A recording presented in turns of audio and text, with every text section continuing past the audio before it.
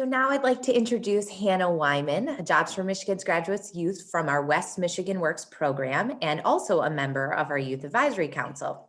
Welcome, Hannah. Hello, my name is Hannah, and I've been in the Jobs for Michigan's Graduates Muskegon program for about 3 years now. And I really wish that JMG had come into my life sooner, but I'm so glad certain circumstances were able to lead me here.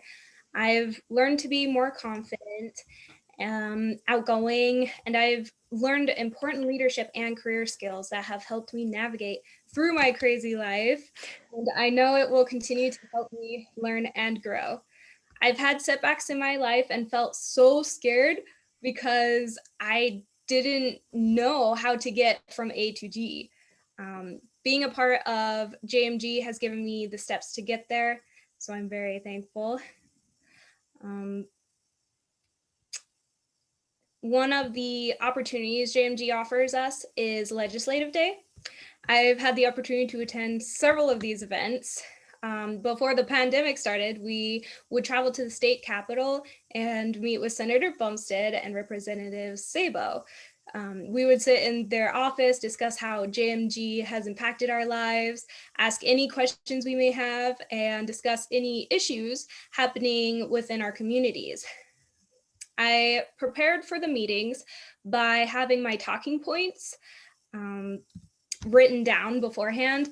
They really value our opinions, so don't be shy and take advantage of this event to have a voice. It's a great opportunity that everyone should participate in, especially if you want to see change. Now I'll be talking about our awesome Senator John Bumstead. Senator Bumstead serves in the 34th District, which includes Muskegon, Newaygo, and Oceana counties. Senator Bumstead has been a member of the Michigan Senate since January 1st, 2019. Before serving in the Senate, Senator Bumstead served in the terms as a Michigan State Representative. Senator Bumstead began his own construction firm 39 years ago. He also served as a volunteer firefighter with the Newaygo Area Fire and Rescue Command. Senator Bumstead has been a helpful advocate and friend to our JMG program in Muskegon. Now it is our great honor to have Senator Bumstead speak with us today. Senator Bumstead. Thank you very much. Great job, Hannah. I appreciate it. I miss seeing everybody this year coming into the office, but we'll have to make a point. As soon as we can meet, I'll stop into Muskegon. You did a great job. Thank you. It's good to see everybody today, and it's an honor to actually speak to you today. And my life is really similar to Senator Stamas's in a lot of ways. I'm a little bit older than he is, so I have a little bit more life experiences. I'll tease him a little bit. But yeah, I'm born and raised in Newaygo, went to the public schools from a family of 3. I have a daughter, a couple stepchildren, lived in this area my whole life. And it's really an honor to represent Muskegon, Oceana, and Newaygo counties in the Senate. And yeah, my life is not much different than a lot of yours. You know, I never really had a clear path to a college education. My father and mother were busy. My older brother was born profound deaf. So, you know, he took a lot of extra money. So my dad was always working and, to pay for his hearing aids and to school. Back in those days, if you had a child with special needs, it was an hour and 10-minute drive to school. You know, you couldn't get that education locally. So they made a point to concentrate on getting him to school and that type of thing. So it was very expensive. And so a clear path to college probably wasn't going to happen to me. And it really has never been in my family until my daughter and niece finally went to college. We were more of the being a builder. My dad was in the electrical business. We were more trades related to trade fields. So when I was in school, school was kind of there. I enjoyed school. I wasn't great at it. I was just an average student. Didn't have a really clear vision. And luckily for me, Newaygo County had a career tech center. And I was actually the first 2-year graduate of the building trades program in the mid 70s. And I had a great instructor, great school. And so it kind of gave me a vision, this construction is kind of fun. And, checking around with different folks, I was able to land a job as soon as I got out of high school in the construction field. But it was that knowledge of working, at the ISD, with that instructor. He was able to help me with that. And so after about two or 3 years of working with a builder, I said, this is kind of cool. I'm going to go become licensed. So I passed all the licensing requirements at an early age. I was in my early 20s, and I'm pretty proud of that. And all the years I was self-employed. Eventually, you start out with small projects, being young. And I'll never forget the day. Had to been in the early 80s. Somebody asked me to give them a price on a new home. I was just flabbergasted, from a kid that didn't have a vision or a direction to somebody's actually wanting me to give them a price and sign a contract on a new home. And I wasn't that old. And that's kind of how it all started. I always had 3 or 4, sometimes 5 employees work directly with me, and subcontractors as well. But I would take a construction job right from day one and see it through until they could move furniture in. And that is really it was a great feeling for all those years to be able to do that. And had a lot of good employees, and a lot of them were in the same boat. A lot of them went to career tech, learned construction of some form or another. It might have been electrical, it might have been mechanical.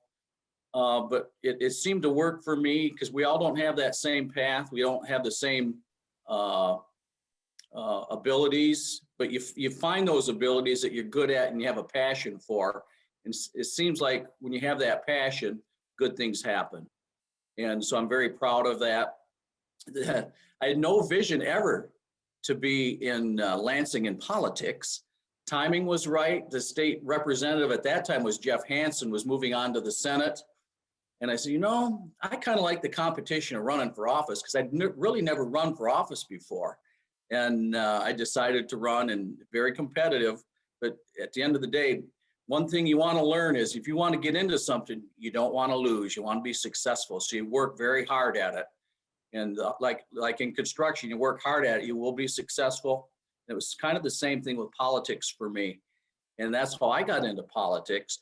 And there's days I really miss construction. So when the politics can be, some days it can be a little confrontational, but all in all, Senator Stamas said, right, I really, really enjoy doing the district work. When we have somebody from Muskegon or Newaygo or Oceana that has an issue with unemployment or an issue with a liquor license issue, I mean, there's all kinds of different issues that can come to your office. And we can fix that problem for them and make them happy, and it might help them move forward with a business venture, something like that. That's what I think really is what I enjoy most about the political end of things. It's not passing more bills and that type of thing. It's just working with your office. And I have a really good staff. They're a lot better than I am. I said earlier, if it wasn't for Susie, my staffer here, I wouldn't be on the computer. Hire young people, do a lot of that are real techie is my what I always say, and I've done that, and they're very good at what they do. So it's just working together, and it really makes a big difference. And there's a vision and there's a path for everybody. You just have to find your little niche in life. And mine was in construction and helping people out, serving on the fire department for many years. And I learned that from my parents as well. My dad was on the city of Newaygo board for over 35 years. So you have to, giving back is part of that. So that's kind of a short wrap up of me, but I can go on and on about career tech training. Firm believer, there's a lot of jobs out there that requires that type of training, and I'm a firm believer. Not a 4-year or 6-year degree isn't for everyone. Wow, thank you, Senator. And you said towards the end that young people are very skilled, and we couldn't agree more that young people are truly our future. And that's what this whole conversation is about. Yeah. I personally loved, you said, I never really had a clear path to a college education, and it really has never been in my family. And I thought that entire section of what you're talking about would really resonate with some of the young people that are listening today.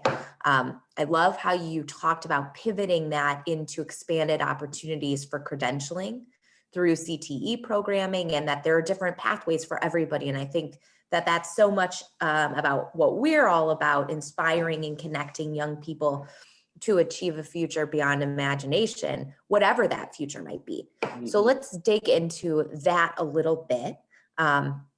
We have a couple questions from the chat. As a past volunteer firefighter and home builder, what did you learn that has helped you in your public service career? Well, when it came to as the fire department, it takes a lot of training. Actually, as a volunteer fireman, you have the same training as a professional department. So you have to learn to work together.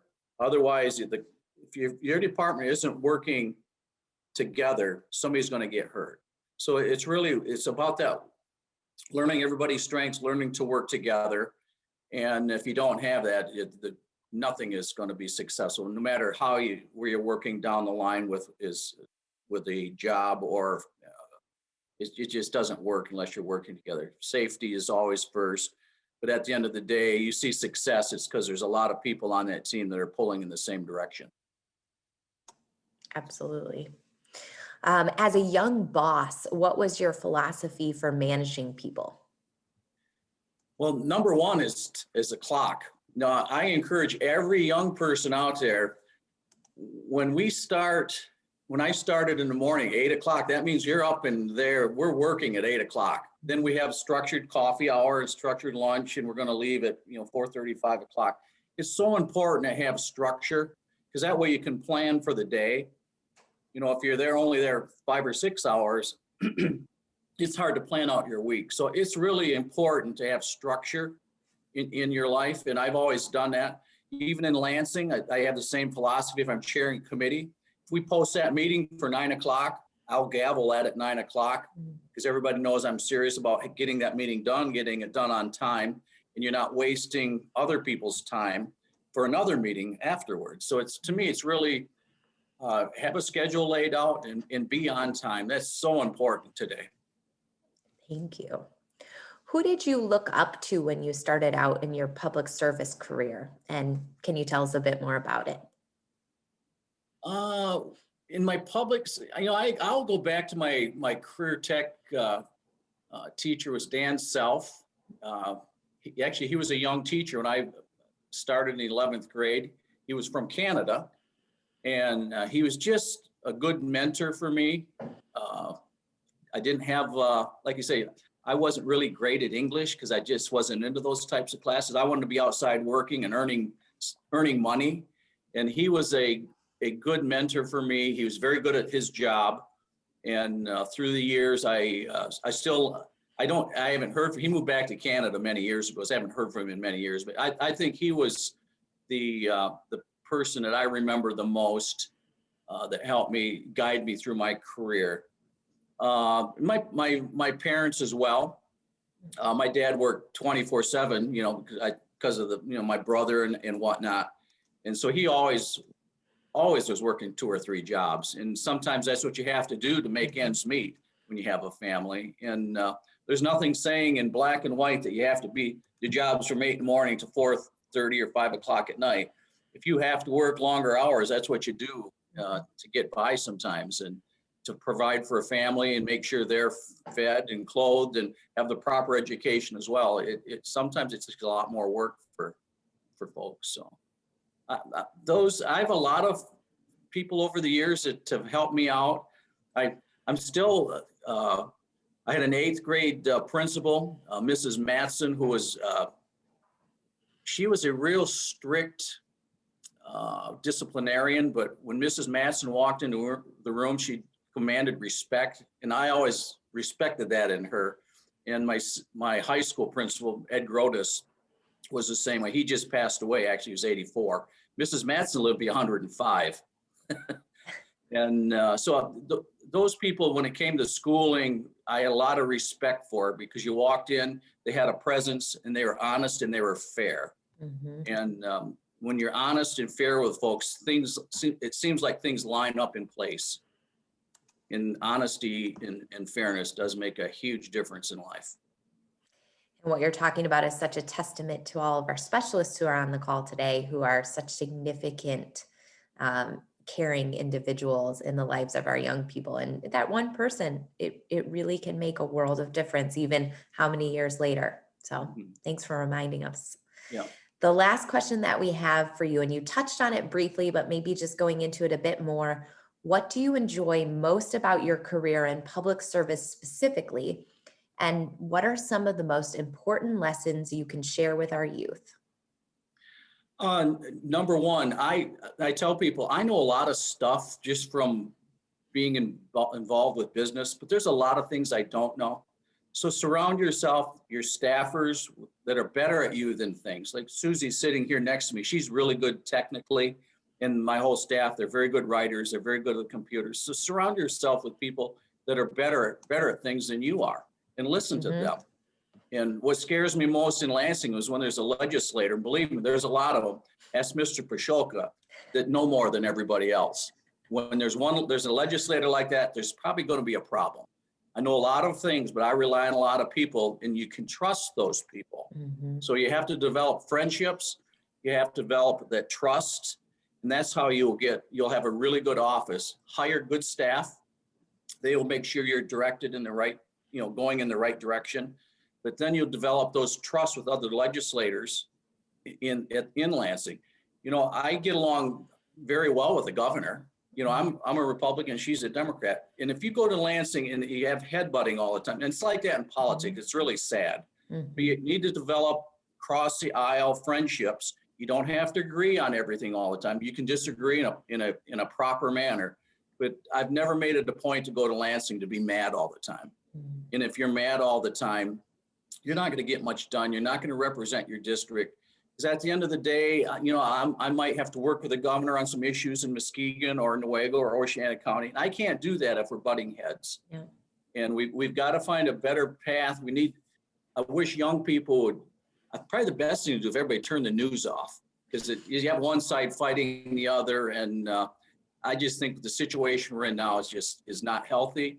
And we need to turn that TV off and go out to coffee more often with people with opposing views. Oh, that reminds me of what Senator Stamas said at the conclusion of his comments. So this idea of bipartisanship and respect and kindness, it's just so important.